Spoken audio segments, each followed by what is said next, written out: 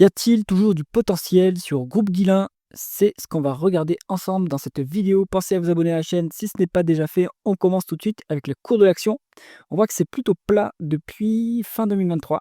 On a même glissé jusqu'à tomber à 24 euros. On est en train de rebondir sur Groupe Guillain. Est-ce que c'est le moment de s'y intéresser? On regarde ça. Allez, la croissance du chiffre d'affaires, elle est à 4,6% en médiane sur 10 ans. On a enchaîné 2 années de décroissance. Voilà, c'est un marché mature, hein, croissance organique, plutôt faible, hein, qui va croître, à la vitesse du PIB de la France, on va dire, ou de la zone euro, hein, donc 1 à 2 en organique, et on vient agrémenter ça, 2 petites acquisitions qui viennent, bien booster cette croissance du chiffre d'affaires. On a eu, une bonne croissance en 2021-2022. Alors 2021 avec une grosse acquisition. En 2022, petite acquisition, il y a eu aussi de l'organique, je pense qu'ils ont pu monter leur prix. Donc bon, maintenant on enchaîne 2 années de décroissance. Est-ce que c'est la fin du modèle, de Guillain? Je pense pas. Donc c'est un business quand même assez défensif, de la qui est lié en fait, comme c'est l'emballage plastique et carton, c'est lié à la consommation, non discrétionnaire, hein, donc ça, la consommation non discrétionnaire, ça croît un petit peu en organique et c'est défensif en tout cas. Société bien gérée en plus, on va voir ça dans les marges, hein, mais groupe familial, c'est ce que j'aime bien sur le groupe Guillain. On regarde maintenant les taux de marge. Taux de marge stable, donc ça c'est pas mal. Ils n'ont pas, à mon avis, de capacité, extraordinaire à monter les prix, mais au moins ils arrivent à les maintenir autour de la médiane à 37. C'est bien. Le taux de marge d'EBITDA, il suit bien, sauf sur les dernières publications où ça baisse un petit peu. Bon, on est, la médiane est à 15,3, ce qui est pas mal, mais là, actuellement, on a quand même il faut voir pourquoi en fait les opérations se dégradent un petit peu là. Petite question ici. Bon, à suivre, pour l'instant rien d'alarmant et on reste pas si loin de la médiane. Pour le taux de marge net, c'est pareil, ça se dégrade un petit peu, mais en parallèle du taux de marge, d'EBITDA. Donc en fait, c'est surtout la taux de marge d'EBITDA, hein, en fait, c'est surtout la marge d'EBITDA qui entraîne, la marge nette à la baisse. Sinon, en fait, on est bien parallèle, donc en termes d'efficience, financière, on est pas mal sur Groupe Guillain, hein, 7,9 de taux de marge net, ce qui est pas si mal pour une activité plutôt pas hyper qualitative, quoi, on va dire. On regarde la conversion des BDX net en free cash flow, c'est ici.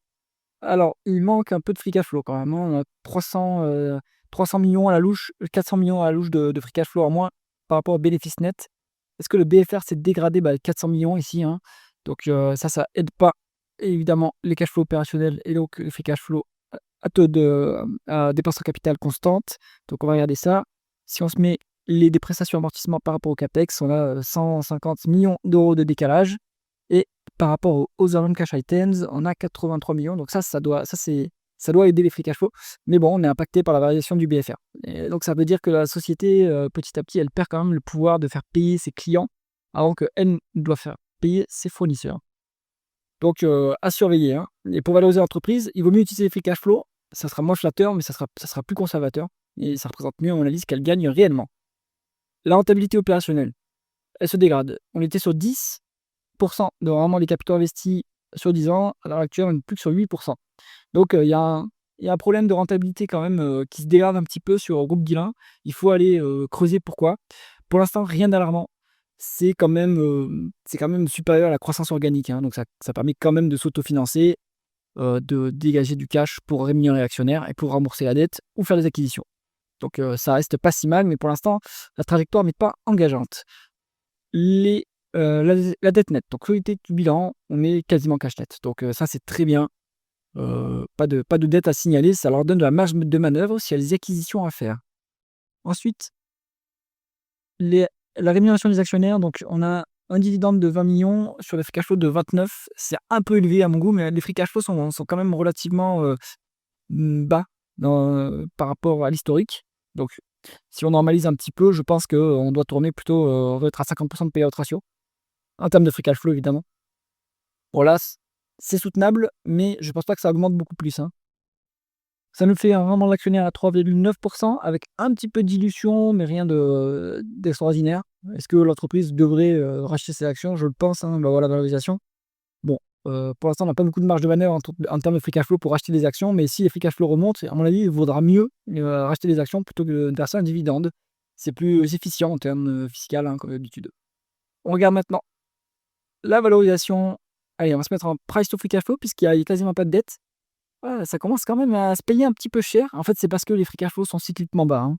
Donc actuellement, ils ont une dépense en capital qui est un peu élevée à mon avis, hein. Si on se met pas en cumulé, si on se met en as reported, voilà, ça a accéléré.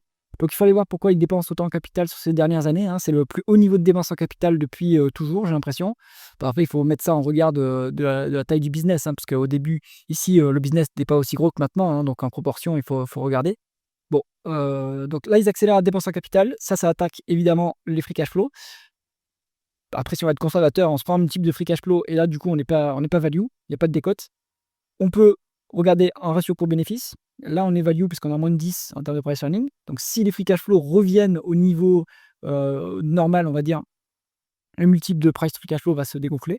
Et on peut regarder aussi en valeur entreprise sur EBITDA, hein. On est quand même, si on prend le multiple de valeur entreprise sur EBITDA, on est quand même très, très, très pas cher payé, quoi. Très peu cher payé. On est à moins de. D'ailleurs, on a 10% de décote par rapport à la médiane qui est très faible à 5 fois. Donc, moi, à mon avis, il y a quand même une bonne marge de sécurité sur Groupe Guillain.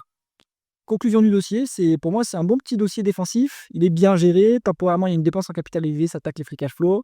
Du coup, la rémunération de l'actionnaire, elle va pas forcément monter si on continue à dépenser autant en capital, mais je ne pense pas, hein. Je pense que c'est ponctuel.